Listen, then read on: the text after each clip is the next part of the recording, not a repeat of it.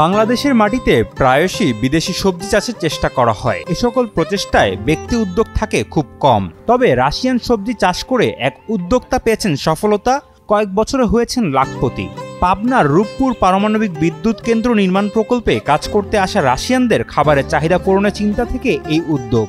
Green city রাশিয়ানদের আগমনে ওখানে ঘুরতে যাই, দেখি তাদের চাইনিজ পাতার প্রতি ব্যাপক চাহিদা দেখে আমি ভাবি যে আমি যদি চাইনিজ পাতাগুলো চাষাবাদ করতে পারি তাহলে আমি নিজেও আর্থিকভাবে লাভবান হব এবং রাশিয়ানের যে একটা চাইনিজ পাতার যে চাহিদা সেটাও আমি পূরণ করতে পারবো।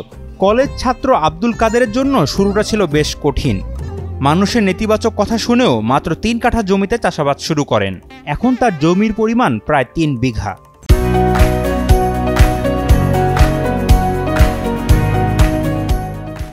আমি যখন এই চাইনিজ প্রজেক্টটা চালু করি তখন আমি অনেক বাধার সম্মুখীন হই। যেমন অনেকে অনেক কথা বলছে যে তুই এই পড়াশোনার পাশাপাশি এটা করছিস, তোর পড়াশোনা হবে না, তুই সাকসেস হতে পারবি না, জীবনে কি করে খাবি, অনেক বাধার সম্মুখীন হই।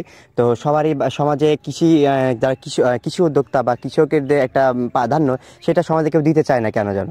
তো আমি যখন এটা শুরু করি তখন আমাকে কেউ প্রাধান্য দিল না। তখন আমি মনে মনে ভাবি আমি পড়াশোনার পাশাপাশি এটা করব এবং এটা সফলতা মানুষকে দেখিয়ে ছাড়ব। ঈশ্বরদী উপজেলার বকারপুর গ্রামের তরুণ আব্দুল কাদের প্রামাণিক নিজের চেষ্টায় গড়ে তুলেছেন রাশিয়ান সবজির বিশাল প্রজেক্ট। এখন তার সফলতা দেখে অনুপ্রাণিত হচ্ছেন অন্যরাও। এখানে আপনার যেগুলো চাষ করা হয় এগুলো পুরোটাই ভিন্ন, চাষের পদ্ধতি এমনকি আপনার কীটনাশক সবই ভিন্ন দেওয়া হয়, ভিন্ন ভিন্ন জিনিস।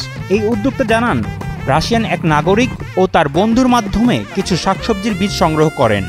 বর্তমানে আব্দুল কাদেরের জমিতে অন্তত 14 ধরনের দেশি বিদেশি শাকসবজির চাষ হয়।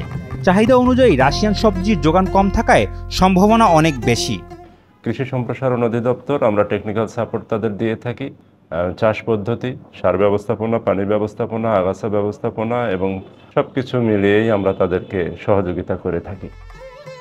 বড় হওয়ার প্রচণ্ড ইচ্ছা মানুষকে বড় করে তোলে। আব্দুল কাদেরের সাহস এবং সময়োপযোগী সিদ্ধান্তের মাধ্যমে বদলে দিয়েছেন গতানুগতিক কৃষির ভাবনা।